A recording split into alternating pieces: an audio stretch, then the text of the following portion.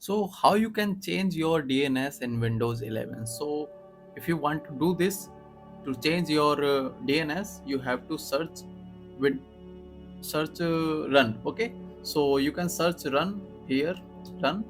Okay, or you can press window R. So enter the run. Okay, click the run and search here ncpa.cpl. When you search ncpa.cpl and enter, you can see the network connection wizard will appear. Okay, so you can see we have a Wi-Fi. Okay, Wi-Fi network adapter. Just right click on Wi-Fi network adapter, or you can see the status.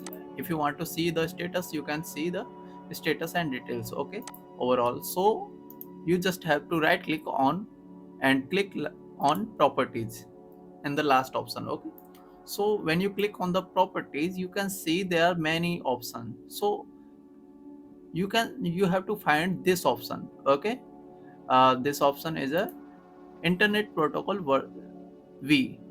Okay, so internet protocol version 4 TCP IP v4. Okay, when you find it, double click on it or just click on properties. Okay, I'll click double click. Okay, when I click double click, you can see obtain an IP address automatically, obtain an DNS server address automatically. So in this condition, I'm getting automatically DNS. Okay, if you want to change your DNS, you have to click here and update your DNS, your first DNS and second alternate DNS.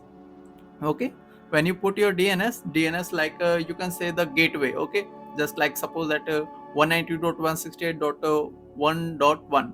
Okay, just like this. Okay, okay, so that's it. I'm not changing my DNS. So that's it for today, and thanks for watching. See you in the next video. Bye.